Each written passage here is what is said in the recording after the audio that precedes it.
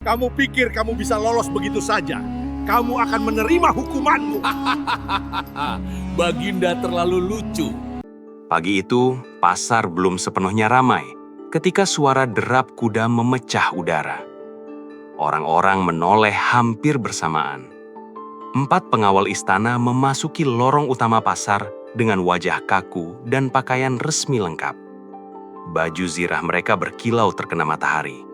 Tombak tegak, langkah terukur. Bukan kunjungan biasa. Pedagang mulai berbisik. Siapa yang dicari? Ada apa pagi-pagi begini? Di sudut pasar, Abu Nawas sedang duduk di bangku kayu, menyesap teh hangat sambil mendengarkan seorang pedagang mengeluh tentang pajak gandum. Ia tertawa kecil, bukan mengejek, tapi menghibur. Kalau gandummu mahal karena pajak, katanya santai, mungkin solusinya bukan memarahi langit, tapi bertanya pada siapa yang memegang timbangan. Pedagang itu tersenyum pahit. Namun senyum itu hilang ketika bayangan besi jatuh di atas meja mereka. Abu Nawas, suara tegas terdengar. Ia menoleh perlahan. Pemimpin pengawal berdiri tepat di depannya. Engkau diperintahkan untuk ikut bersama kami ke istana, sekarang juga. Pasar mendadak sunyi. Teh di tangan Abu Nawas belum sempat mendingin. Apakah saya diundang atau ditangkap? Tanyanya ringan. Ditahan atas perintah kerajaan. Kata itu jatuh seperti batu ke kolam tenang. Ditahan. Beberapa orang mundur selangkah. Seorang ibu menutup mulutnya. Pedagang yang tadi berbicara langsung menunduk. Abu Nawas berdiri pelan. Bolehkah saya tahu tuduhannya? Tanyanya. Engkau akan mendengarnya di pengadilan. Tidak ada ruang tawar-menawar. Tangannya tidak diborgol, tetapi 2 pengawal berdiri di kiri dan kanan. Cukup jelas bahwa ini bukan undangan kehormatan. Ketika ia melangkah meninggalkan pasar, bisik-bisik mulai tumbuh seperti api kecil tertiup angin. Kenapa dia? Apa salahnya? Apakah dia menghina istana? Tidak ada jawaban. Berita itu sampai ke rumahnya bahkan sebelum Abu Nawas melewati gerbang istana. Istrinya, Zulaiha, sedang menjemur kain di halaman ketika seorang tetangga datang tergesa. "Zulaiha, suamimu dibawa pengawal istana." Kain yang dipegangnya jatuh ke tanah. "Dibawa? Untuk apa?" "Ditahan." Kata itu membuat dunia seolah mengecil. Zulaiha tidak menunggu penjelasan tambahan. Ia langsung berlari keluar rumah, kerudungnya hampir terlepas. Nafasnya memburu, langkahnya tak teratur. Ia menyusuri jalan menuju istana, berharap kabar itu salah. Berharap ini hanya kesalahpahaman. Di gerbang istana, 2 penjaga menghalanginya. "Aku istri Abu Nawas," katanya dengan suara gemetar. "Aku ingin bertemu suamiku." "Tidak ada yang boleh masuk tanpa izin," jawab penjaga datar. "Dia tidak pernah berbuat jahat," serunya. Orang-orang yang lewat mulai memperhatikan. Beberapa berbisik. Zulaiha merasakan dadanya sesak. "Suamiku hanya berbicara. Dia hanya berbicara." Matanya mulai basah. Seorang penjaga terlihat ragu, tapi tetap menggeleng. Perintah langsung dari atas. Pengadilan akan segera digelar. "Pengadilan?" Suara Zulaiha pecah. Air mata jatuh tanpa bisa ditahan. Ia bukan perempuan lemah. Selama ini ia terbiasa dengan suaminya yang sering terlibat perdebatan dan permainan kata. Tapi ini berbeda. Ditahan, diadili, di depan raja. Ia membayangkan aula besar istana, tatapan tajam para pejabat, bisikan para menteri, dan suaminya berdiri sendirian. Tangisnya pecah di depan gerbang batu itu. Beberapa perempuan mendekat mencoba menenangkannya. "Tenanglah," kata seorang tetua kampung. "Abu Nawas cerdik, ia akan selamat." Namun kecerdikan tidak selalu mampu menembus dinding politik. Sementara itu, Abu Nawas dibawa ke ruang tahanan istana. Ruangannya tidak gelap, tapi dingin. Tidak ada rantai, hanya sunyi. Ia duduk di bangku kayu, menarik nafas panjang. Wajah istrinya terlintas dalam pikirannya. Zulaiha pasti sudah mendengar. Ia memejamkan mata sesaat. "Jadi, akhirnya sampai juga," gumamnya pelan. Ia bukan orang bodoh. Ia tahu kata-katanya selama ini tidak selalu menyenangkan semua pihak. Ia tahu ada pejabat yang merasa tersindir, ada yang merasa direndahkan. Namun, penangkapan resmi berarti satu hal, ada kekuatan besar yang ingin menjadikannya contoh. Pintu besi berderit terbuka. Seorang pejabat masuk dengan gulungan dokumen di tangan. "Abu Nawas," katanya tanpa basa-basi. "Besok pagi engkau akan diadili di hadapan raja dan permaisuri." Permaisuri, itu bukan perkara kecil. "Tuduhan apa?" tanya Abu Nawas tenang. Pejabat itu membuka gulungan. "Engkau dituduh menyebarkan pernyataan yang merusak kehormatan istana dan menanamkan keraguan rakyat terhadap kepemimpinan raja." Kalimat itu berat. "Keraguan?" ulang Abu Nawas pelan. "Engkau akan menjawabnya di pengadilan." Pejabat itu pergi tanpa memberi kesempatan bertanya lagi. Ruangan kembali sunyi. Abu Nawas menatap dinding batu. Ia tahu ini bukan sekedar kesalahpahaman. Ini panggung, dan ia adalah terdakwa utama. Di luar istana, malam turun dengan berat. Zulaiha akhirnya duduk di depan gerbang setelah lelah menangis. Air matanya belum berhenti sepenuhnya. "Ya Allah, lindungi dia," bisiknya lirih. Langit gelap tak memberi jawaban. Di dalam, Abu Nawas duduk sendirian di ruang tahanan. Besok ia akan berdiri di depan raja, dan mungkin di depan hukuman yang tidak bisa dihindari dengan lelucon. Untuk pertama kalinya setelah sekian lama, ia tidak tersenyum. Fajar datang tanpa warna. Di dalam ruang tahanan, Abu Nawas sudah terjaga sebelum cahaya pertama menyentuh dinding batu. Ia tidak tidur nyenyak. Bukan karena takut mati, tetapi karena ia sedang menghitung. Menghitung siapa yang merasa tersinggung, menghitung siapa yang merasa terancam, menghitung siapa yang punya cukup kuasa untuk menyeretnya ke depan raja. Pintu besi terbuka. 2 pengawal berdiri tegak. Waktunya. Tidak ada borgol, tidak ada rantai. Tetapi pengawalan itu sendiri adalah pesan. Ini bukan kunjungan biasa.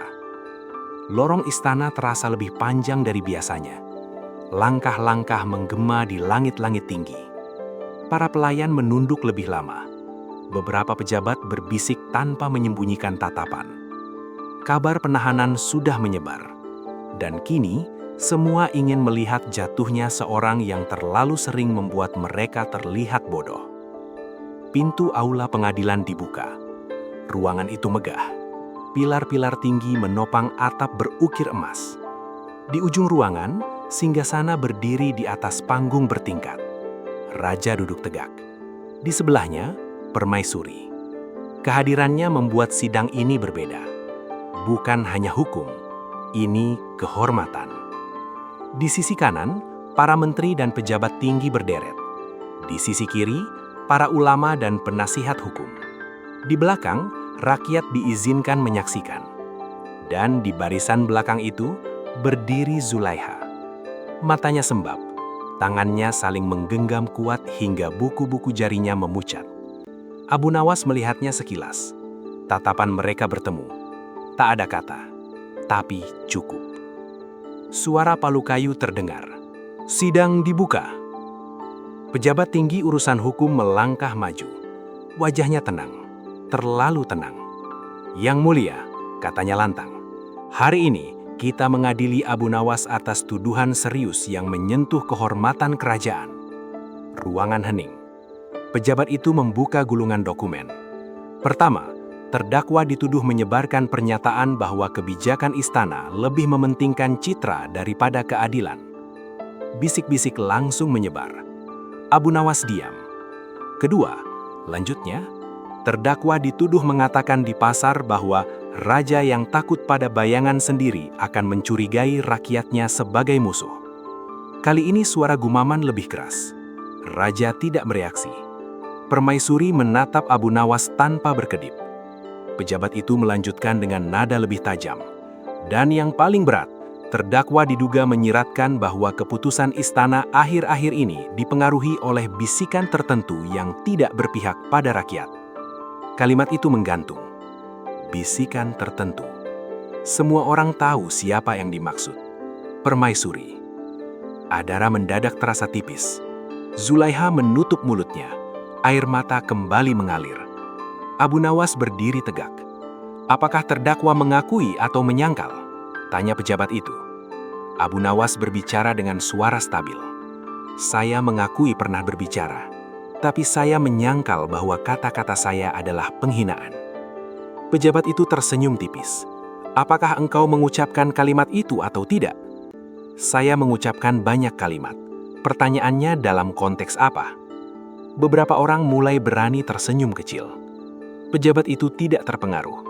"Engkau berbicara di hadapan rakyat. Engkau tahu pengaruhmu besar. Kata-kata bukan lagi sekadar candaan." Abu Nawas menoleh ke arah rakyat di belakang.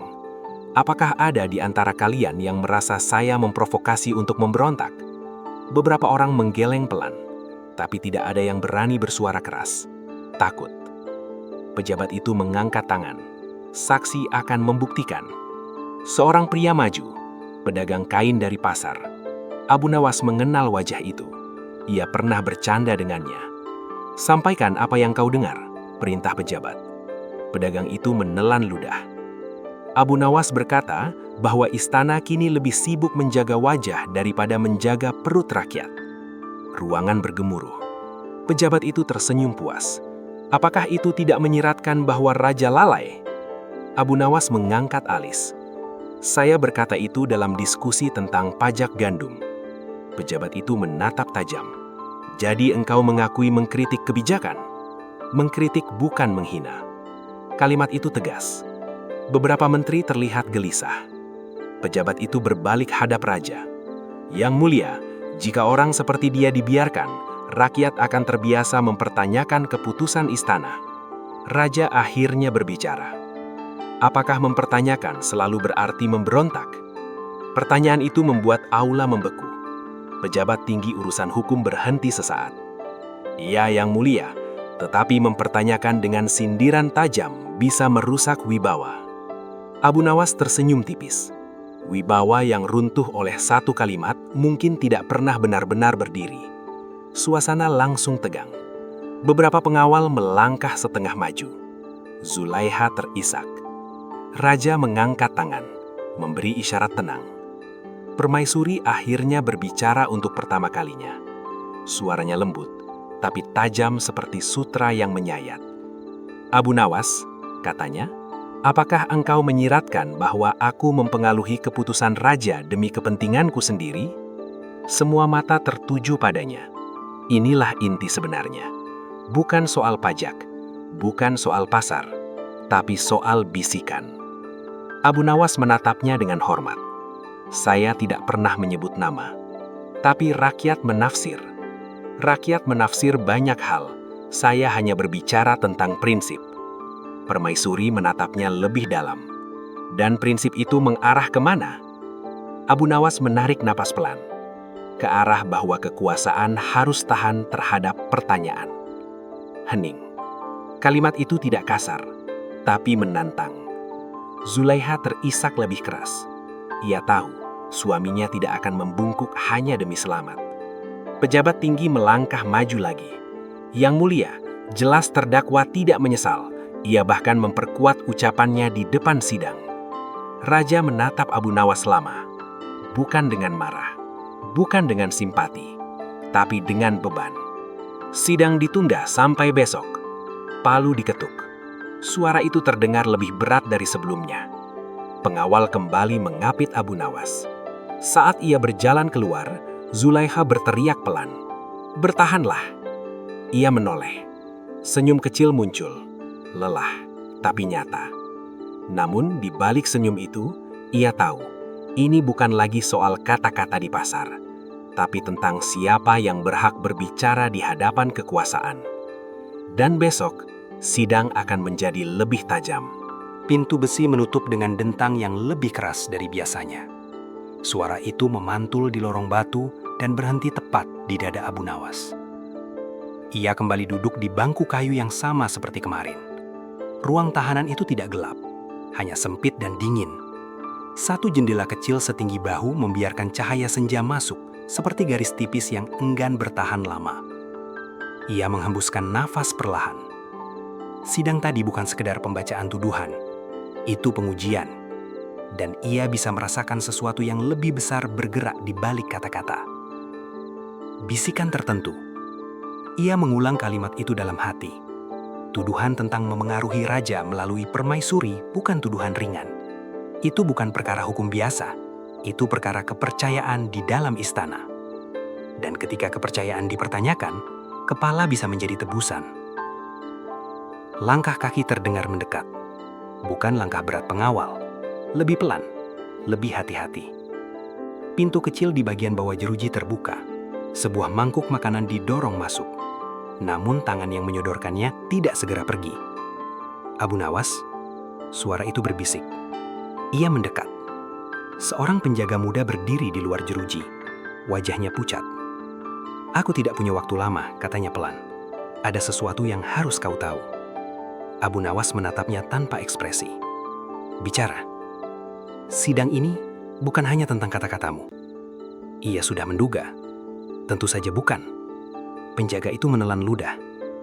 Ada pertemuan semalam, pejabat tinggi hukum dan 2 menteri lain. Mereka membicarakan keresahan rakyat akhir-akhir ini. Karena pajak gandum, dan karena bisikan bahwa istana mulai jauh dari pasar. Abu Nawas tersenyum tipis. "Jadi aku dijadikan jembatan. Lebih tepatnya, tumbal." Kata itu jatuh tanpa hiasan. Penjaga itu melanjutkan cepat. "Jika kau dihukum berat, istana akan terlihat tegas. Jika kau dihukum ringan, mereka bisa berkata raja tetap berwibawa, tapi adil. Dan kalau aku bebas?" Penjaga itu terdiam. Itu akan membuat sebagian pejabat terlihat salah. Hening beberapa detik. "Kenapa kau memberitahuku ini?" tanya Abu Nawas. Penjaga itu menghela nafas. "Karena aku mendengar ibumu dulu mengajar di madrasah ayahku. Kau pernah membantu keluargaku tanpa tahu siapa kami." Abu Nawas menatapnya lebih lama. "Terima kasih." Penjaga itu segera pergi sebelum langkah lain terdengar di lorong. Ruangan kembali sunyi. Abu Nawas duduk kembali. Tumbal. Ia tidak marah, tidak juga panik. Tapi ia tahu sekarang permainan yang sebenarnya. Ini bukan lagi tentang apakah ia menghina raja. Ini tentang bagaimana istana ingin terlihat kuat di mata rakyat. Dan bagaimana beberapa pejabat ingin mengamankan posisi mereka. Ia memejamkan mata. Di luar, langit mulai gelap. Di sisi lain kota, Zulaiha duduk di ruang tamu rumah kecil mereka. Lampu minyak menyala redup. Beberapa tetangga sudah pulang setelah mencoba menenangkan. Kini ia sendirian. Tangannya menggenggam sorban milik suaminya. Ia tidak mengerti politik, tidak paham permainan pejabat. Tapi ia tahu satu hal. Suaminya tidak pernah berbicara untuk menjatuhkan. Ia berbicara untuk mengingatkan. Air mata kembali jatuh. "Kenapa mereka tidak mengerti?" bisiknya lirih. Ketukan terdengar di pintu. Seorang pria tua masuk perlahan. Ia adalah guru lama Abu Nawas. "Aku mendengar," katanya pelan. Zulaiha berdiri cepat. "Guru, apakah dia akan dihukum?" Pria tua itu tidak langsung menjawab. Ini bukan perkara benar atau salah semata. Ini perkara siapa yang merasa terancam. Zulaiha menggigit bibirnya. Apakah raja marah? Raja terlihat lebih bingung daripada marah. Itu sedikit menguatkannya. Tapi kebingungan seorang raja bisa lebih berbahaya dari kemarahannya. Lanjut sang guru pelan. Zulaiha menutup wajahnya dengan tangan. Tangisnya pecah lagi. Malam semakin larut. Di ruang tahanan, Abu Nawas berdiri di bawah jendela kecil. Ia memandang sepotong langit yang terlihat seperti garis sempit di antara batu. "Jika mereka ingin menjadikan aku contoh," gumamnya pelan, "maka aku harus memastikan contoh itu tidak menakutkan rakyat." Ia tahu besok sidang akan lebih keras. Saksi lain mungkin dihadirkan. Tekanan mungkin diperbesar. Pertanyaan mungkin diarahkan untuk memancingnya terpancing emosi. Tapi ia juga tahu satu hal. Jika ia menunjukkan ketakutan, maka mereka akan menganggap tuduhan itu benar. Jika ia menyerang, mereka akan menyebutnya pembangkang. Ia harus memilih kata-kata yang lebih tajam dari pedang, tapi lebih lembut dari sutra. Sebuah keputusan perlahan terbentuk di pikirannya. Ia tidak akan membela dirinya dengan memohon. Ia akan membela prinsip. Karena jika ia hanya menyelamatkan diri, tapi membiarkan ruang pikir rakyat dipersempit, maka penangkapannya memang pantas. Langkah kaki terdengar lagi. Kali ini lebih berat. Pejabat tinggi hukum sendiri berdiri di depan selnya. Kau terlihat tenang. Tenang membantu berpikir. Pejabat itu menatapnya lama. Besok, aku akan mengajukan hukuman yang keras. Aku tidak ragu. Kau bisa menghentikannya. Bagaimana caranya? Minta maaf di depan raja. Akui bahwa kau salah. Katakan bahwa ucapanmu tidak pantas. Hening. Itu tawaran, bukan ancaman langsung. Abu Nawas menatap pejabat itu tanpa senyum. Jika aku meminta maaf atas sesuatu yang menurutku benar, apakah itu membuat kerajaan lebih kuat? Pejabat itu menyipitkan mata. Itu membuat kau tetap hidup. Abu Nawas tersenyum tipis. Hidup tanpa kehormatan bukan hadiah besar. Pejabat itu mendengus. Kau terlalu percaya diri. Tidak, jawab Abu Nawas pelan. Saya hanya tahu hari ini mungkin tentang saya, tapi besok bisa tentang siapapun yang berani berbicara. Pejabat itu berbalik tanpa berkata apa-apa. Pintu lorong kembali sunyi. Malam hampir habis. Fajar berikutnya akan menentukan arah. Dan untuk pertama kalinya dalam hidupnya, Abu Nawas menyadari bahwa kecerdikan saja mungkin tidak cukup. Besok, ia harus berhadapan langsung bukan hanya dengan hukum, tetapi dengan keputusan hati seorang raja. Pagi itu, aula pengadilan terasa lebih berat. Tidak seramai kemarin, tetapi lebih tegang. Orang-orang yang hadir datang bukan untuk melihat tontonan, melainkan untuk menyaksikan arah negeri ini. Abu Nawas dibawa masuk dengan langkah tenang. Tidak tergesa, tidak pula lambat. Ia berdiri di tengah ruangan seperti orang yang tahu ia sedang dinilai, bukan hanya atas kata-kata, tetapi atas keberaniannya. Raja duduk tegak di singgasana. Wajahnya sulit dibaca. Permaisuri berada di sampingnya, lebih diam dari sebelumnya. Pejabat tinggi hukum maju lebih cepat dari biasanya. Tidak ada basa-basi. Sidang dilanjutkan, katanya. Hari ini kita membahas dampak ucapan terdakwa terhadap stabilitas kerajaan. Stabilitas. Kata itu terdengar seperti palu kedua setelah kehormatan. Seorang menteri keuangan dipanggil sebagai saksi. Ia membungkuk hormat pada raja, lalu berbicara lantang. Sejak ucapan Abu Nawas tersebar di pasar, rakyat mulai mempertanyakan kebijakan pajak. Beberapa pedagang menunda setoran. Ini berbahaya. Bisik-bisik terdengar. Abu Nawas mengangkat wajahnya. Apakah mempertanyakan berarti menolak? Tanyanya. Menteri itu menatap tajam. Keraguan adalah binih penolakan. Dan keheningan, balas Abu Nawas cepat. Apakah itu tanda setuju atau tanda takut? Suasana langsung menegang. Pejabat tinggi menyelah. Engkau tidak sedang mengadili menteri. Engkau sedang membela dirimu. Abu Nawas menoleh tenang. Saya membela makna dari kata-kata saya. Raja akhirnya bersuara. Jawab dengan jelas Abu Nawas. Apakah engkau berniat menanamkan ketidakpercayaan kepada rakyat? Tidak, Yang Mulia. Saya berniat menanamkan keberanian untuk berpikir. Beberapa wajah di barisan belakang terlihat berubah. Pejabat tinggi mendekat selangkah. Berpikir tentang apa? Bahwa istana salah? Bahwa raja mudah dipengaruhi? Permaisuri menoleh sedikit, tetapi tetap diam. Abu Nawas menarik napas pelan. Berpikir bahwa keputusan besar harus cukup kuat untuk diuji. Aula hening. Pejabat tinggi mengangkat gulungan dokumen lain. Ada laporan bahwa beberapa orang menyebut raja takut pada bayangan sendiri setelah ucapanmu. Tatapan raja berubah lebih dalam. Apakah engkau menyebutku demikian? Tanya raja langsung. Pertanyaan itu lebih tajam dari semua tuduhan sebelumnya. Abu Nawas menunduk hormat sebelum menjawab. Saya berkata, raja yang takut pada bayangan sendiri akan mencurigai rakyatnya. Itu kalimat tentang kemungkinan, bukan tuduhan. Dan apakah aku terlihat seperti itu? Ruangan membeku. Ini bukan lagi debat hukum. Ini ujian keberanian. Abu Nawas mengangkat wajahnya perlahan. Yang Mulia tidak takut pada bayangan. Jika takut, saya tidak akan berdiri di sini berbicara. Beberapa orang menahan napas. Pejabat tinggi mendengus pelan. Kata-kata yang licin. Tidak, jawab Abu Nawas. Kata-kata yang jujur. Di barisan belakang, Zulaiha menggenggam ujung kerudungnya erat. Matanya tidak lepas dari suaminya.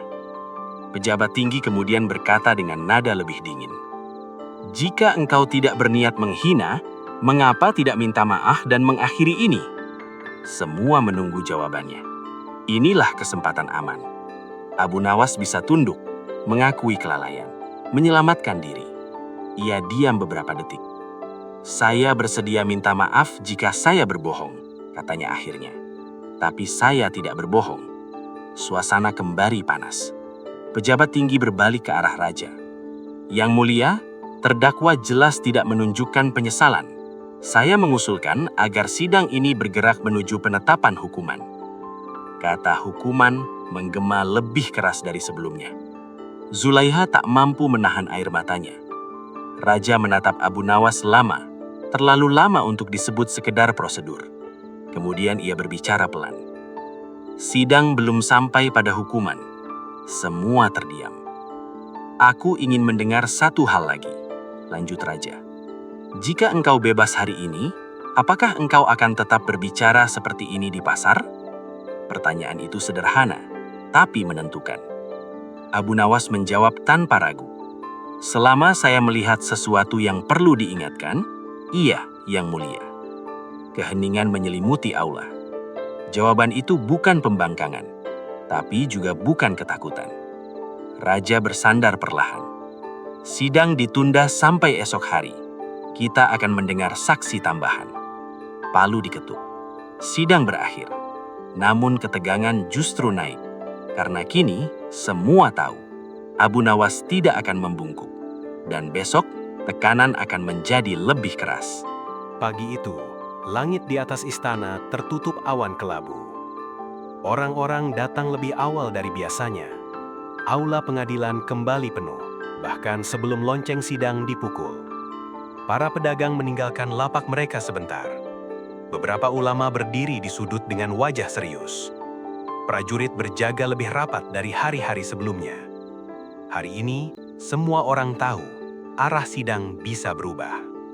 Abu Nawas dibawa masuk. Wajahnya tetap tenang, tetapi matanya lebih tajam. Ia bukan lagi sekedar terdakwa. Ia telah menjadi simbol. Bagi sebagian orang, simbol keberanian. Bagi yang lain, simbol ancaman. Raja duduk seperti biasa. Tetapi kali ini, permaisuri terlihat lebih tegang. Jemarinya saling tertaut di pangkuannya. Pejabat tinggi hukum berdiri dan membuka sidang. Hari ini, kita menghadirkan saksi yang mendengar langsung ucapan terdakwa di pasar. Pintu aula dibuka. Seorang pria tua melangkah masuk. Pakaiannya sederhana, wajahnya penuh garis usia, tetapi langkahnya tegak. Beberapa orang mengenalinya. Itu Hasan, pedagang kain yang sudah puluhan tahun berjualan di pasar utama. Ia membungkuk hormat pada raja. Pejabat tinggi memulai.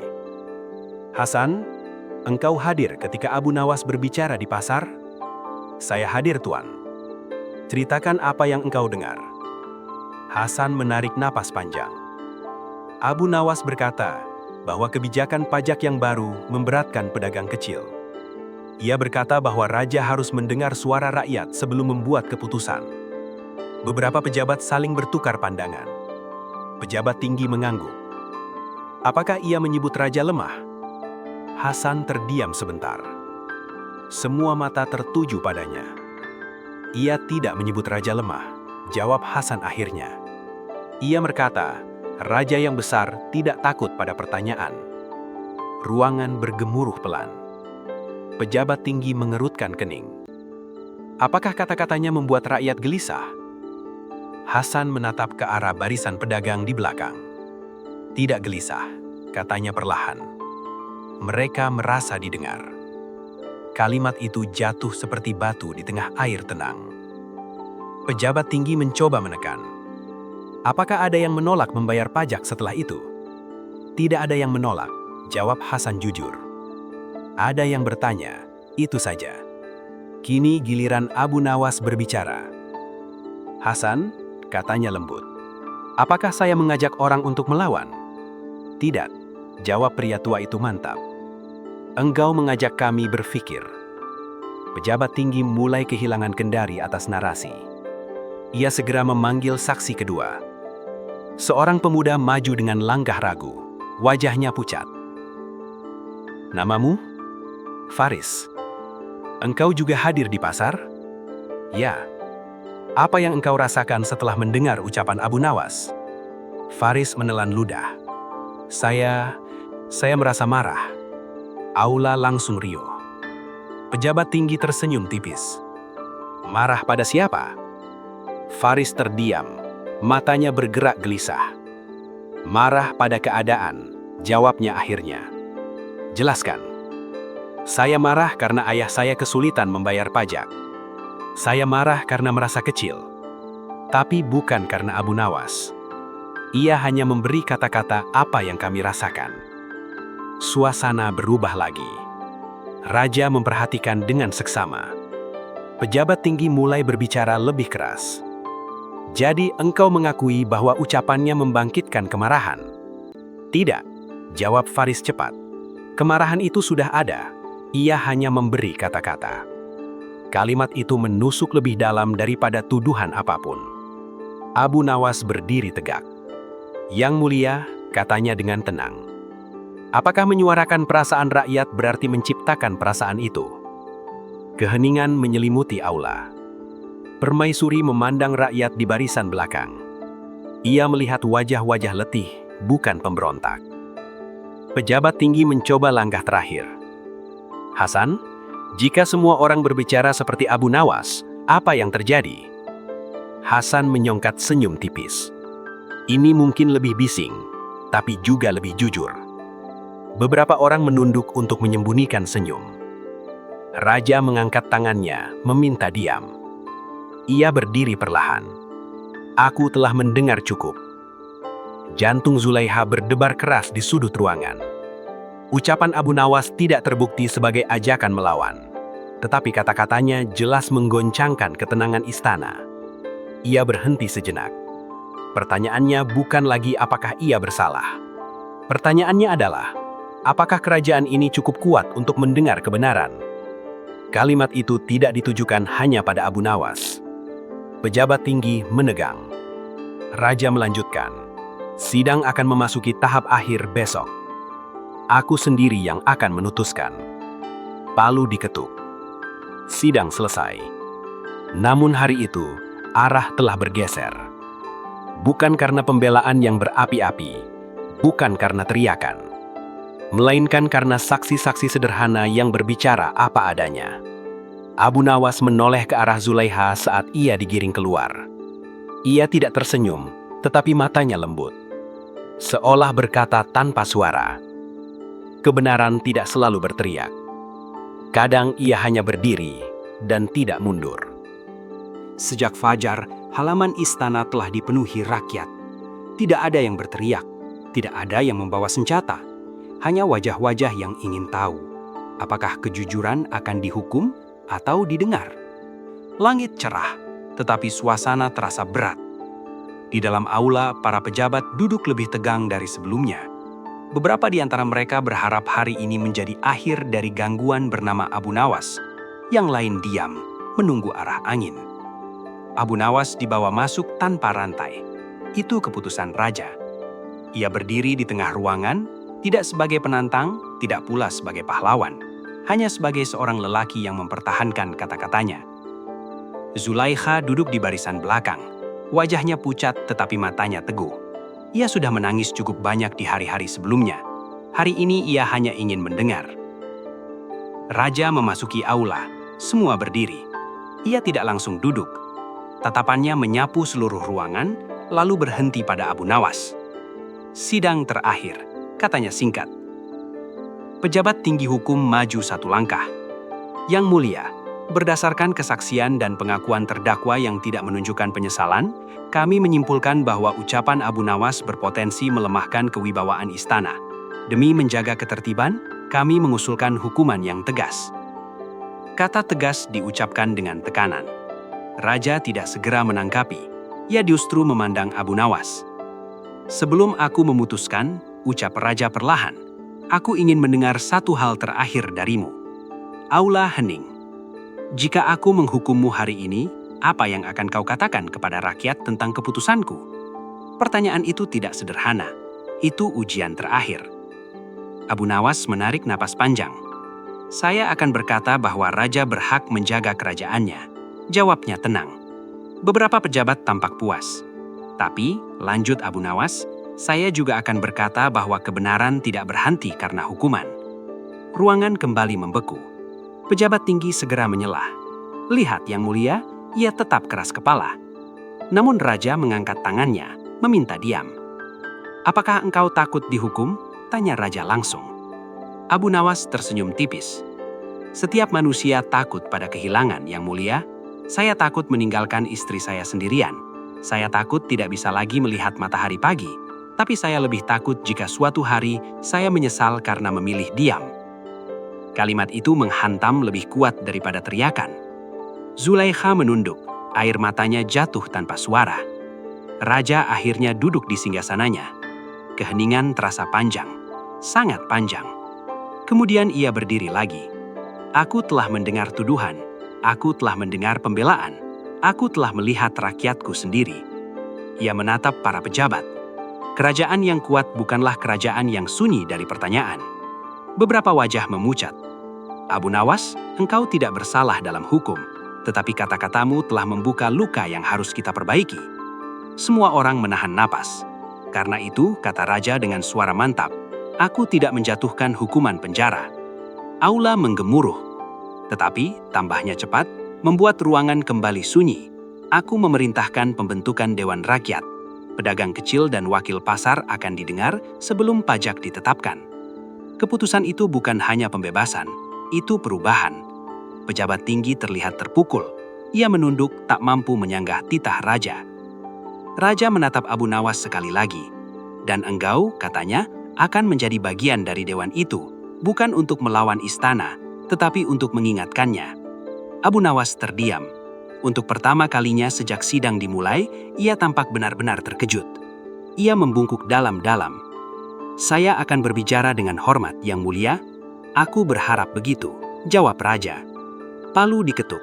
Sidang selesai. Suasana meledak, bukan dalam kekacauan, tetapi dalam desah lega. Zulaikha berdiri. Saat Abu Nawas melangkah keluar, ia menghampirinya.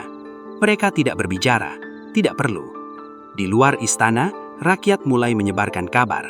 Bukan tentang seorang terdakwa yang dihukum, melainkan tentang seorang raja yang memilih mendengar. Dan tentang seorang lelaki yang hampir kehilangan segalanya, tetapi tidak kehilangan suaranya. Hari itu, istana tidak runtuh, tetapi fondasinya berubah. Dan perubahan itu lebih mengguncangkan daripada hukuman apapun. Di pasar, orang-orang berbicara dengan suara lebih berani dari biasanya. Bukan tentang pemberontakan, tetapi tentang harapan. Tentang kemungkinan bahwa suara kecil bisa mencapai aula besar istana. Namun di balik dinding batu yang tebal, tidak semua orang merayakan. Di ruang pertemuan tertutup, pejabat tinggi hukum duduk bersama dua menteri lain. Wajah mereka keras. Ini presiden berbahaya, kata salah satu menteri dengan nada tertahan. Hari ini Abu Nawas bebas, besok siapa lagi yang berani mengkritik? Raja terlalu lunak, gumam yang lain. Pejabat tinggi tidak langsung menjawab. Ia menatap jendela sempit yang menghadap taman istana. Raja tidak lunak, katanya akhirnya. Ia cerdas. Ia mengubah ancaman menjadi alat. Alat? Dengan menjadikan Abu Nawas bagian dari dewan, raja mengikatnya. Ia tidak lagi berdiri di luar dan berteriak. Ia kini duduk di dalam dan ikut bertanggung jawab. Menteri itu terdiam. Itu benar. Namun tetap saja, mereka kehilangan kendali atas narasi. Sementara itu, Abu Nawas berjalan pulang bersama Zulaikha. Langkah mereka pelan. Jalanan yang biasanya bising terasa berbeda hari itu. Beberapa orang menunduk hormat, beberapa tersenyum. Zulaikha memegang tangan suaminya erat. Aku takut kau tidak kembali, bisiknya. Abu Nawas menoleh, wajahnya lembut. Aku juga takut, jawabnya jujur. Ia tidak menyembunyikan kenyataan itu lagi. Mereka berhenti sejenak di bawah pohon besar dekat rumah. Kau tidak menyesal? Tanya Zulaikha pelan. Menyesal berbicara? Abu Nawas menggeleng. Tidak. Menyesal hampir kehilangan segalanya? Ia terdiam sesaat. Takut, iya. Menyesal, tidak. Zulaiha memeluknya. Kali ini bukan dengan tangis histeris, tetapi dengan kelegaan yang dalam. Di istana, Permaisuri berdiri sendirian di balkon kamarnya. Angin sore menyentuh wajahnya. Ia memikirkan sidang itu. Ia memikirkan kalimat Abu Nawas tentang kekuasaan yang harus tahan diuji. Ia bukan perempuan lemah seperti bisik-bisik yang beredar. Ia tahu politik. Ia tahu bagaimana keputusan raja sering diserang dari dalam. Namun untuk pertama kalinya, ia melihat bagaimana rakyat memandang istana. Bukan dengan benci, tetapi dengan jarak. Pintu kamar terbuka pelan. Raja masuk tanpa pengawal. "Kau diam sejak sidang?" katanya. Permaisuri menoleh. "Apakah aku tampak tersinggung?" tanyanya. Raja mendekat. "Banyak yang mengira tuduhan itu mengarah padamu." Permaisuri tersenyum tipis. "Jika aku takut pada bisikan, maka tuduhan itu benar." Raja menatapnya lebih dalam. "Apakah aku membuat keputusan yang salah?" Permaisuri menggeleng perlahan. Kalau membuat keputusan yang berani, itu selalu membuat orang gelisah. Raja menarik napas panjang. "Sebagian pejabat tidak senang. Biarkan mereka belajar," jawabnya tenang. "Kerajaan bukan hanya tentang menjaga wajah, tapi juga tentang memperbaiki cermin." Kalimat itu membuat raja tersenyum kecil. Malam turun perlahan. Di rumah kecilnya, Abu Nawas duduk sendirian di teras. Zulaiha sudah masuk untuk menyiapkan makan. Ia memandang langit. Kebebasan hari ini bukan kemenangan mutlak, ia tahu. Dengan masuknya ia ke dalam dewan, ia tidak lagi sekedar pengkritik. Ia kini bagian dari sistem yang ia soroti. Itu lebih sulit, lebih berat. Jika ia gagal, orang akan berkata, "Lihat, bicara mudah, bertanggung jawab sulit." Ia tersenyum pada pikirannya sendiri. Tantangan baru. Langkah kaki terdengar di jalan kecil depan rumah. Seseorang berhenti di depan pagar. Seorang pria berjubah gelap berdiri di sana.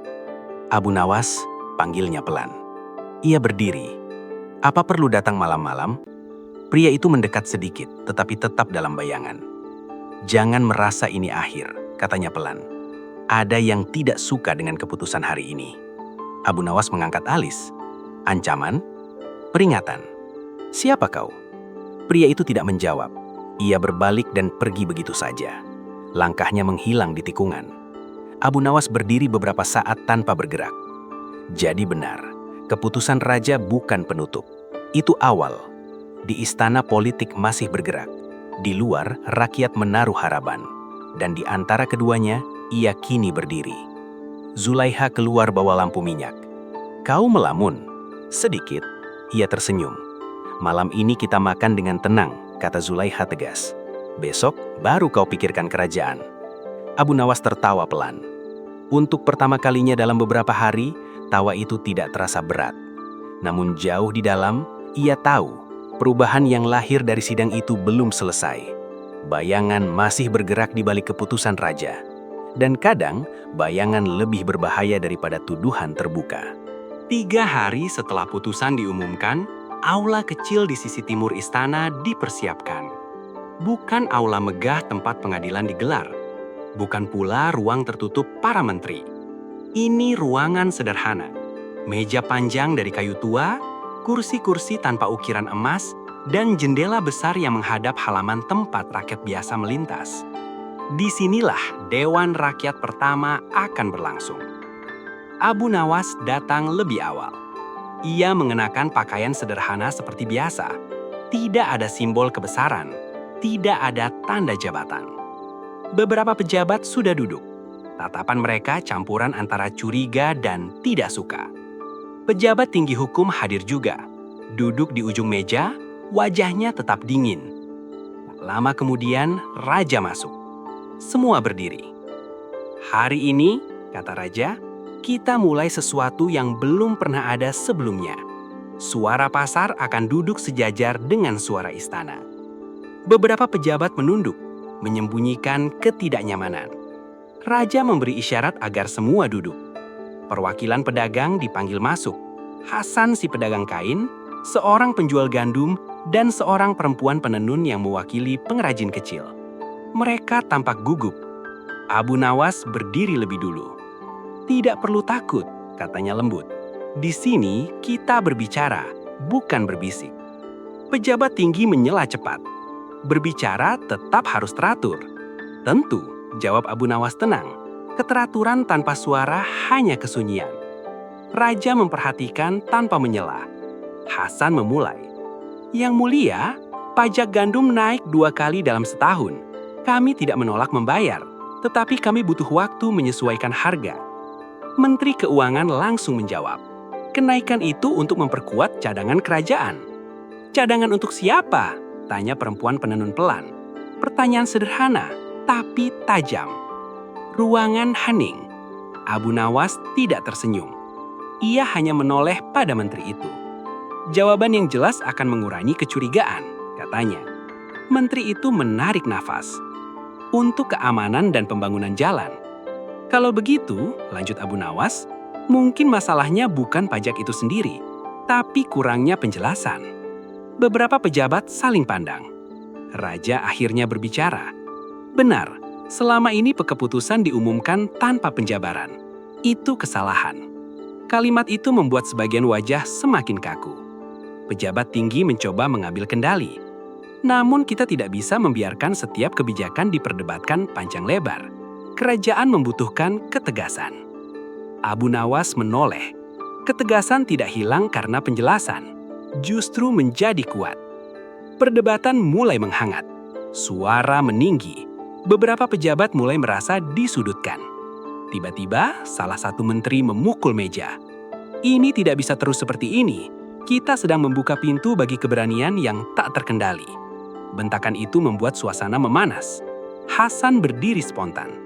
"Kami bukan pemberontak," serunya. Pengawal di luar bergerak gelisah. Untuk sesaat, ketegangan hampir berubah menjadi keributan fisik.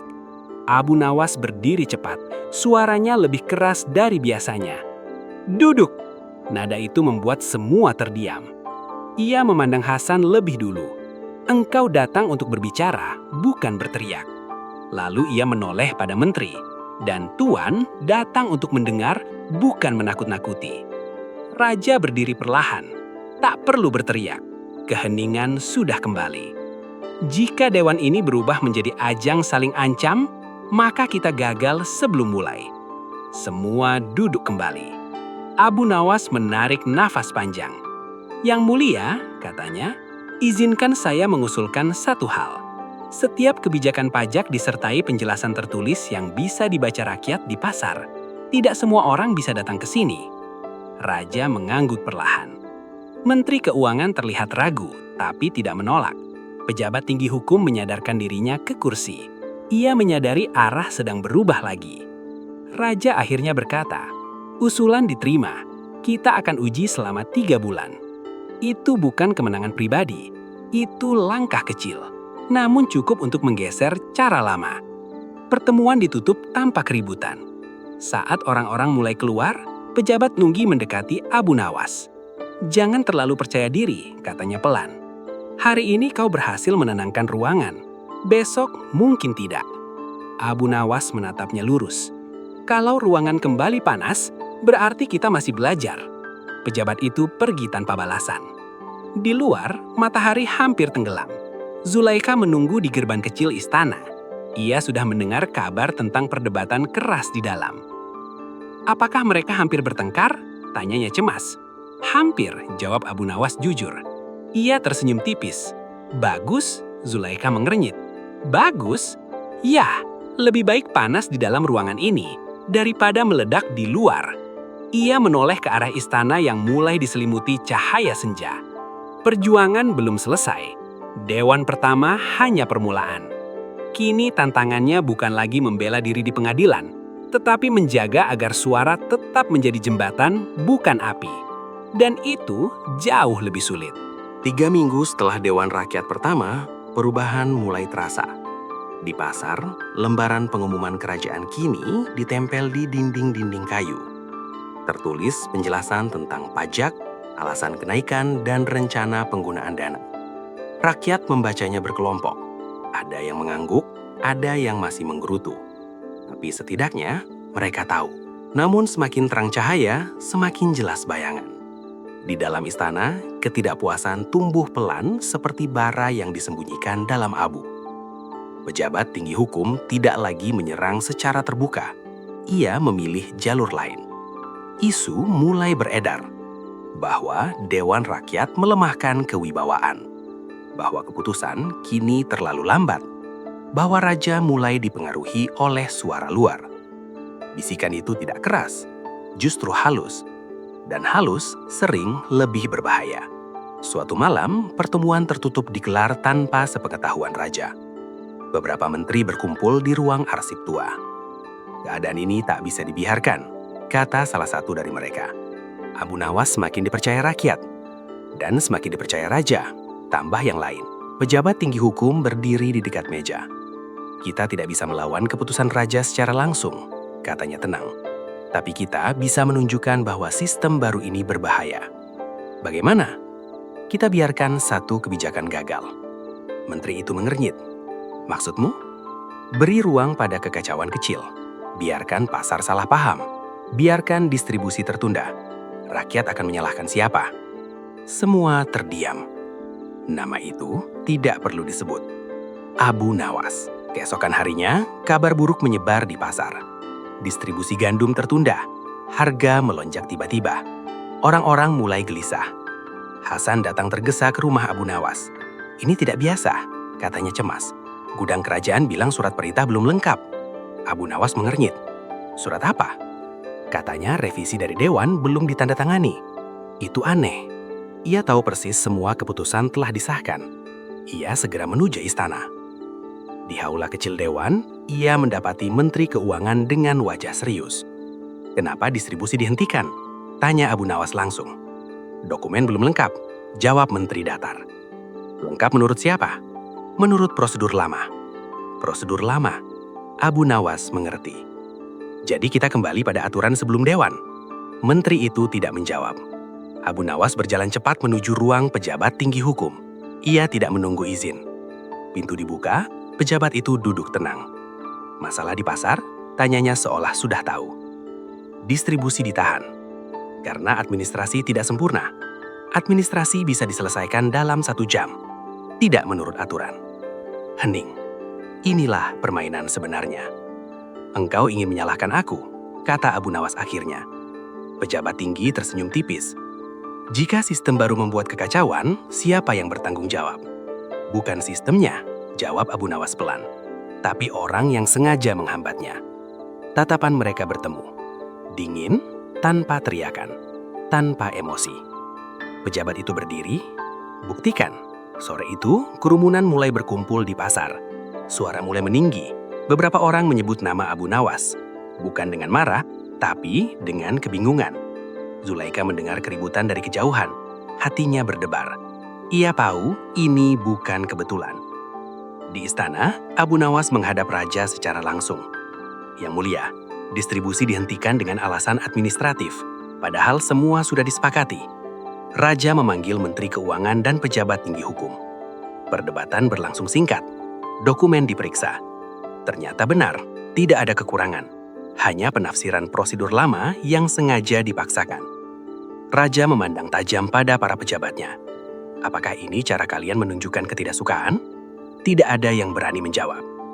Raja berdiri. Distribusi dibuka sekarang juga. Perintah itu tidak bisa dibantah. Namun sebelum semua bubar, Raja menoleh pada Abu Nawas. Apakah kau melihat apa yang sedang terjadi? Saya melihat ketakutan yang mulia. Ketakutan terhadap apa? Terhadap perubahan. Raja mengangguk perlahan. Dan kau? Apakah kau takut? Abu Nawas terdiam sejenak. Takut sistem ini gagal? Ya. Tapi bukan karena rakyat, melainkan karena orang-orang di dalamnya. Kalimat itu mengarah jelas. Pejabat tinggi menegang, tetapi tidak berbicara. Malam itu, pasar kembali tenang. Namun api kecil telah terlihat. Bukan di antara rakyat, melainkan di antara para penguasa. Zulaika menatap suaminya saat ia pulang. Kau tampak lebih lelah dari saat diadili, katanya pelan. Abu Nawas tersenyum tipis. Di pengadilan, musuh berdiri di depan. Di dalam dewan, ia duduk di samping. Ia memandang langit malam. Bintang-bintang tetap tenang, seolah tidak peduli pada permainan manusia. Tapi, jika ini harga dari perubahan, maka kita belum selesai membayarnya. Dan di balik dinding istana, seseorang sedang merencanakan langkah berikutnya. Karena api yang gagal menyala di pasar, kini mulai menyala di dalam istana sendiri. Kabar tentang tertahannya distribusi gandum sampai juga ke telinga rakyat, meski masalah itu telah diselesaikan cepat oleh titah raja. Namun yang tertinggal bukan kelangkaan, yang tertinggal adalah pertanyaan. Siapa yang bermain di balik layar? Di istana, suasana berubah lebih dingin. Raja mulai menyadari sesuatu yang tidak ia lihat sebelumnya. Perlawanan bukan datang dari luar tembok, melainkan dari dalam. Suatu malam, Raja memanggil Abu Nawas secara pribadi. Bukan di aula besar, bukan di ruang dewan, melainkan di ruang kecil perpustakaan kerajaan. Rak-rak tinggi penuh manuskrip mengelilingi mereka. Hanya lampu minyak yang menerangi wajah keduanya. "Duduklah," kata Raja. Abu Nawas menurut. Untuk pertama kalinya sejak semua ini bermula, mereka berbicara tanpa saksi. "Kau tahu," ujar Raja pelan, "ketika aku membebaskanmu, aku pikir masalah selesai." "Masalah jarang selesai karena satu keputusan," jawab Abu Nawas tenang. Raja tersenyum tipis. "Aku mulai melihat retakan." "Retakan di mana, Yang Mulia?" "Di antara para pejabatku, di antara kepercayaan." Hening sejenak. Raja melanjutkan. "Sebagian dari mereka merasa aku melemahkan struktur lama. Mereka menganggap kau ancaman." "Saya bukan ancaman," kata Abu Nawas lembut. "Saya hanya cermin, dan tidak semua orang suka melihat bayangannya sendiri." Raja berdiri dan berjalan ke jendela. "Jika aku mengganti mereka, aku menciptakan musuh. Jika aku membiarkan mereka, sistem ini bisa dirusak dari dalam." Itulah inti persoalan. Kekuasaan bukan hanya soal keputusan, tapi soal keseimbangan.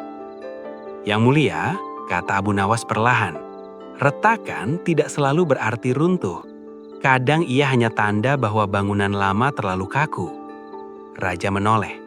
"Dan bagaimana menurutmu aku harus bertindak?" Abu Nawas tidak langsung menjawab. Ia tahu, ini momen yang berbahaya. Jawaban yang salah bisa dianggap ambisi tersembunyi. "Saya tidak akan menyarankan mengganti orang," katanya akhirnya. "Saya menyarankan memperjelas tanggung jawab. Jika sistem baru gagal, biarlah jelas siapa yang menghambat dan siapa yang bekerja." Raja mengangguk pelan. "Kau ingin transparansi. Saya ingin kejelasan." Keesokan harinya, Raja mengumumkan sesuatu yang mengejutkan. Semua keputusan dewan dan kementerian kini harus dicatat dan diumumkan secara terbuka, termasuk siapa yang menyetujui dan siapa yang menolak. Aula istana mendadak sunyi. Pejabat tinggi hukum merasakan tekanan yang belum pernah ia rasakan sebelumnya. Kini tidak ada lagi ruang untuk permainan diam-diam. Jika ia menghambat, namanya akan tercatat. Jika ia menolak, rakyat akan tahu. Ia berdiri setelah pengumuman selesai. "Yang Mulia, apakah ini berarti kita tidak lagi saling percaya?" Raja menatapnya langsung. "Justru karena aku ingin kepercayaan tetap ada, aku tidak ingin ia dibangun di atas bayangan." Kalimat itu keras, meski disampaikan tenang. Abu Nawas berdiri tidak jauh dari sana. Ia tidak tersenyum. Ia tidak berbicara. Namun, semua tahu. Arah semakin jelas. Sore itu, Permaisuri memanggil Abu Nawas. Ia menerimanya di taman dalam istana. "Aku ingin bertanya," katanya tanpa basa-basi. "Apakah engkau sengaja mendorong raja sejauh ini?" "Tidak," jawab Abu Nawas jujur. "Saya hanya menjawab ketika ditanya." Permaisuri menatap kolam kecil di depan mereka. "Kau tahu, perubahan sering melahirkan korban. Siapa yang akan menjadi korban kali ini?" tanya Abu Nawas pelan. Permaisuri tidak menjawab langsung. Orang yang tidak bisa menyesuaikan diri. Hening. Abu Nawas mengerti maksudnya. Pejabat tinggi hukum berdiri di ujung tebing yang sama. Entah ia belajar atau ia jatuh. Malam itu, kabar pengumuman raja menyebar cepat. Rakyat merasa dihargai. Namun di dalam istana, beberapa pintu tertutup lebih keras dari biasanya. Pejabat tinggi duduk sendirian di ruang kerjanya. Ia membaca kembali catatan keputusan. Nama-nama, tanda tangan, jejak. Ia menyadari satu hal. Jika ia terus melawan secara tersembunyi, ia akan tersudut. Jika ia menyerang terbuka, ia bisa kalah. Maka ia memilih jalan ketiga. Ia tersenyum tipis dalam kegelapan. Kalau tidak bisa menjatuhkan dari dalam, maka buat dia terlihat gagal dari luar. Di rumahnya, Abu Nawas bersama Zulaiha. Makan malam sederhana di depan mereka. "Kau terlihat khawatir," kata Zulaiha. "Ada sesuatu yang bergerak," jawabnya. "Ancaman lagi?" "Lebih halus." Ia menatap api kecil di lampu minyak. "Jika seseorang ingin menjatuhkanku sekarang, ia tidak akan menyerangku. Ia akan membuatku tampak tidak berguna." Zulaiha menggenggam tangannya. "Kau percaya pada apa yang kau lakukan?" "Ya, kalau begitu jangan takut." Abu Nawas tersenyum kecil. Takut bukan lagi pada penjara, bukan pada pengadilan, tapi pada kemungkinan bahwa sistem baru ini gagal dan rakyat kehilangan harapan yang baru saja tumbuh. Di kejauhan, istana berdiri megah di bawah cahaya bulan. Retakan belum menghancurkannya, tapi garisnya sudah terlihat, dan seseorang sedang bersiap memperlebar garis itu. Obor-obor yang tergantung di dinding batu menyala lebih redup, seakan enggan menyaksikan apa yang akan terjadi. Angin dari celah jendela membawa hawa dingin yang menusuk. Tidak ada suara pasar, tidak ada riuh rakyat, hanya sunyi yang berat. Di tengah ruangan, Abu Nawas berdiri. Tangan masih terikat, wajahnya pucat, tapi matanya tetap tajam. Di singgasana, raja duduk tegak. Di sampingnya, sang permaisuri menggenggam kain halus. Jemarinya gemetar. Ia tidak lagi memandang Abu Nawas dengan rasa ingin tahu. Kini yang ada hanya kekhawatiran. Istri Abu Nawas berdiri di barisan rakyat yang diizinkan menyaksikan sidang terakhir. Wajahnya sembab, tangisnya tak lagi keras. Tangisnya sudah melewati suara. Ia kini hanya mengalir diam. Hari ini adalah putusan. Pejabat tinggi yang sejak awal ingin menjatuhkan Abu Nawas melangkah maju. Jubahnya tersapu lantai marmar. "Yang mulia," katanya lantang, "negara tidak bisa berdiri di atas keberanian yang melampaui batas.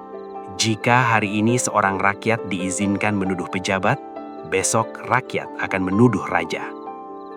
Suasana langsung mencekam.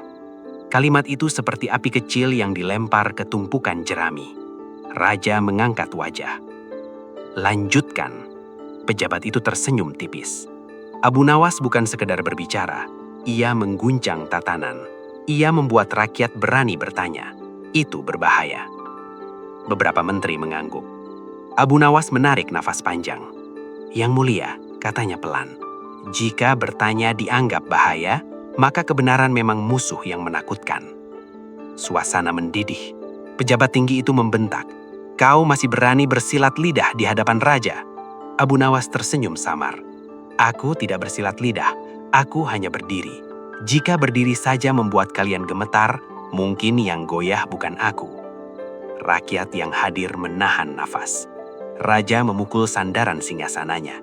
Tidak keras, tapi cukup untuk membuat semua diam. "Apa tujuanmu sebenarnya, Abu Nawas?" tanya raja. Kali ini lebih pelan.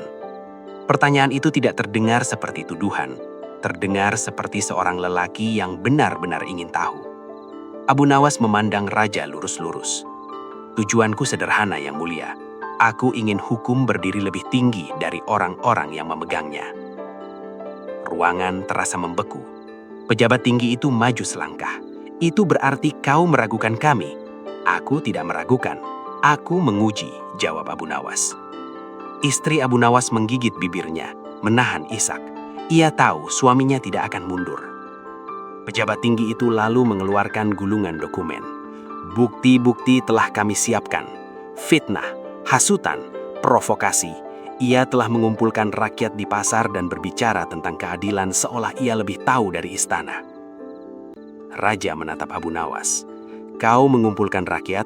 Iya. Untuk apa? Untuk mengingatkan mereka bahwa hukum bukan milik istana, hukum milik semua. Kata-kata itu mengiris. Beberapa menteri mulai berbisik gelisah. Mereka tahu jika raja tersentuh, posisi mereka bisa goyah. Pejabat tinggi itu menggertakkan gigi.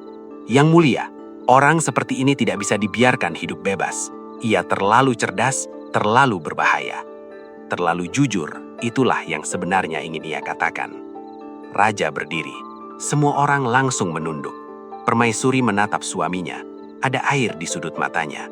Raja melangkah turun dari singgasana. Langkahnya bergema di lantai marmer. Ia berhenti tepat di depan Abu Nawas. Kau tahu hukumannya bisa berat, tanyanya pelan. Aku tahu. Kau tidak takut? Abu Nawas terdiam sejenak. Aku takut, Yang Mulia. Semua terkejut. Pejabat tinggi itu tersenyum, mengira ia mulai runtuh. Aku takut, lanjut Abu Nawas, jika aku diam, anak-anak kita akan tumbuh di negeri yang takut berkata benar. Istri Abu Nawas akhirnya menangis keras. Suara tangis itu mengguncangkan ruangan lebih dari teriakan manapun. Permaisuri memejamkan mata. Raja menatap lelaki di depannya. Ia melihat bukan pemberontak. Ia melihat seseorang yang rela hancur demi gagasan. Pejabat tinggi itu berseru, Yang Mulia, jangan terpengaruh oleh sandiwara. Yang Mulia menoleh tajam. Sandiwara, ulangnya. Iya, ia hanya memainkan kata-kata. Raja menatap kembali Abu Nawas. Jika ini sandiwara, kata Raja pelan, mengapa hatiku terasa seperti ditampar? Sunyi. Pejabat tinggi itu kehilangan warna wajahnya. Raja kembali ke singgasana. Sidang belum selesai, katanya tegas. Aku ingin satu jawaban terakhir. Ia memandang Abu Nawas. Jika aku memutuskan kau bersalah, apa yang akan kau lakukan? Abu Nawas tersenyum tipis. Aku akan menerima, karena jika aku menolak putusan raja, maka aku sama saja dengan mereka yang menolak hukum ketika tak menguntungkan. Ruangan benar-benar hening. Jawaban itu mematahkan semua tuduhan pemberontakan. Pejabat tinggi itu berteriak. Ia memutarbalikkan segalanya.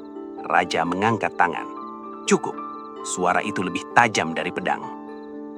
Selama ini aku mendengar laporan tentang korupsi, tentang pajak yang tak sampai, tentang rakyat yang mengeluh. Dan setiap kali aku bertanya, kalian berkata semua baik-baik saja. Beberapa menteri menunduk. Lalu seorang lelaki berdiri dan berkata tidak, dan kalian menyebutnya berbahaya. Kebenaran memang berbahaya bagi mereka yang takut kehilangan kekuasaan. Pejabat tinggi itu pucat. Istri Abu Nawas menutup wajahnya, tak percaya. Permaisuri menatap suaminya, ada air di sudut matanya. Namun raja belum selesai. Putusan akan kubacakan besok pagi.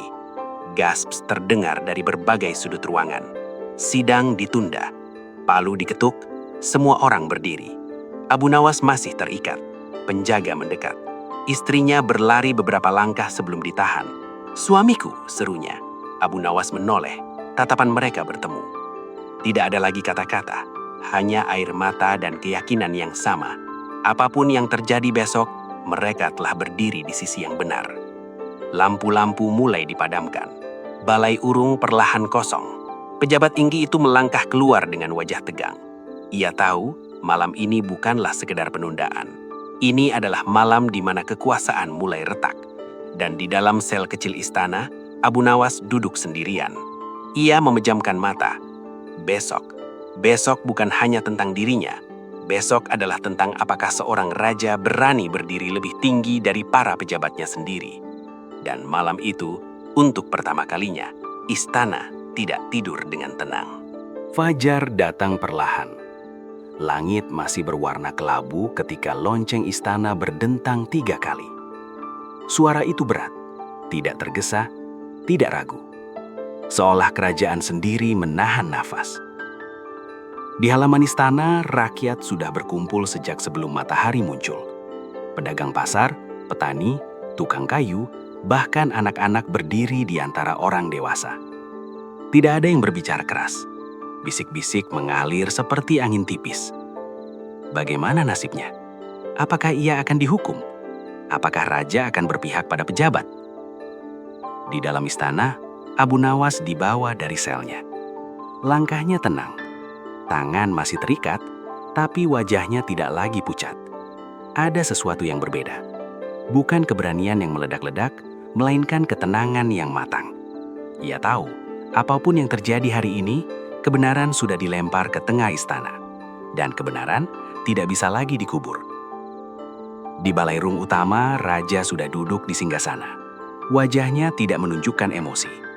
Permaisuri berada di sampingnya, namun kali ini ia tidak menunduk. Ia memandang lurus ke depan. Pejabat tinggi berdiri di sisi kanan. Rahangnya kaku. Ia tidak tidur semalam. Istri Abu Nawas berdiri di antara rakyat yang diizinkan masuk. Tangannya menggenggam kain yang kemarin ia pakai untuk menghapus air mata. Palu diketuk. Sidang terakhir dimulai. Suara pengawal menggema. Raja berdiri. Semua orang langsung menunduk. Aku telah memikirkan perkara ini sepanjang malam. Aku menimbang bukan hanya hukum, tetapi juga hati. Pejabat tinggi mengangkat dagu sedikit. Raja melanjutkan. Abu Nawas dituduh menghasut rakyat, meragukan pejabat, dan mengguncang tatanan. Ia berhenti. Namun aku bertanya pada diriku sendiri, apa yang sebenarnya ia guncang? Sunyi. Raja turun dari singgasana, berjalan perlahan di depan semua orang. Apakah ia mengguncang hukum, atau ia mengguncang kenyamanan mereka yang menyalahgunakan hukum? Beberapa menteri menelan ludah. Raja berhenti tepat di tengah ruangan. Semalam aku membuka laporan-laporan lama, pajak yang hilang, gudang yang kosong, keluhan yang tak pernah sampai padaku. Wajah pejabat tinggi memucat. Aku bertanya pada diriku, mengapa baru sekarang semua ini terasa jelas? Ia menatap langsung ke arah pejabat itu. Karena seseorang berani berbicara. Rakyat mulai berani mengangkat kepala. Abu Nawas berdiri diam. Raja kembali ke singgasana. Putusanku, katanya tegas. Abu Nawas tidak bersalah karena berbicara. Tetapi, kerajaan ini bersalah karena membiarkan ia berdiri sendirian. Kalimat itu menghantam seperti petir. Raja menoleh pada pejabat tinggi. Mulai hari ini, aku memerintahkan penyelidikan terhadap seluruh pejabat yang terlibat dalam pengelolaan pajak dan distribusi pangan. Ruangan bergemuruh. Pejabat tinggi maju dengan wajah gemetar. Yang mulia, ini tidak adil. Kami... Diam. Suara raja kali ini menggema lebih keras dari sebelumnya. Tidak adil adalah ketika rakyat lapar, sementara pejabat berpesta. Tak ada lagi yang berani bersuara. Raja lalu memandang Abu Nawas. Tetapi aku juga punya perintah untukmu. Semua mata beralih pada lelaki yang kemarin hampir dihukum mati. Mulai hari ini, kau kuangkat menjadi penasihat hukum kerajaan. Keheningan berubah menjadi ledakan suara. Beberapa menteri terperanjat. Pejabat tinggi itu hampir kehilangan keseimbangan. Istri Abu Nawas menatap suaminya tak percaya. Abu Nawas sendiri terdiam. Yang mulia, aku hanya rakyat biasa. Justru itu, aku butuh seseorang yang mengingatkan bahwa hukum bukan milik singgasana. Permaisuri tersenyum tipis. Rakyat mulai bersorak. Tidak liar, tidak kacau, tapi penuh haru. Pejabat tinggi itu berlutut. Yang mulia, mohon pertimbangkan kembali. Raja menatapnya dingin. Pertimbanganku sudah cukup semalam. Pengawal mendekat.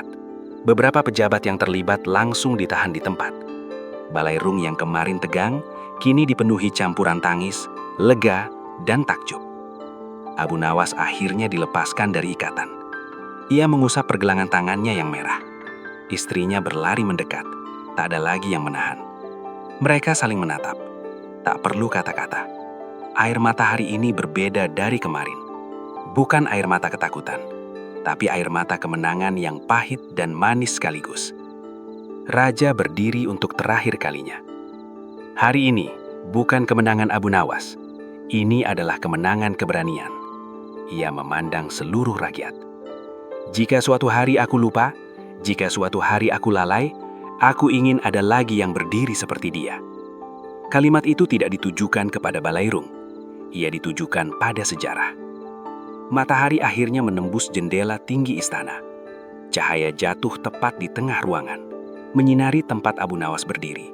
Seakan alam sendiri memberi garis bawah pada momen itu. Pejabat-pejabat yang bersalah digiring keluar.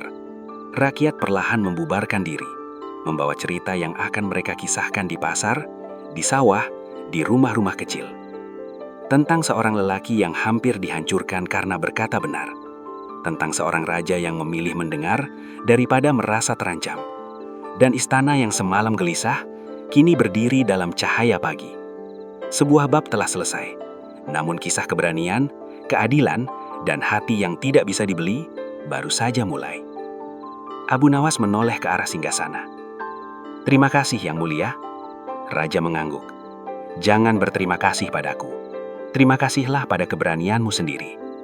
Abu Nawas tersenyum tipis. Ia tahu perjalanan belum selesai. Menjadi penasihat berarti berdiri lebih dekat dengan kekuasaan. Dan semakin dekat dengan api, semakin besar risiko terbakar. Namun hari itu ia tidak memikirkan risiko. Ia hanya memikirkan satu hal. Bahwa kebenaran, ketika diucapkan dengan tulus, mungkin bisa ditunda, tapi tidak bisa dikalahkan. Dan istana yang semalam gelisah, kini berdiri dalam cahaya pagi. Sebuah bab telah selesai. Namun kisah keberanian, keadilan, dan hati yang tidak bisa dibeli baru saja mulai.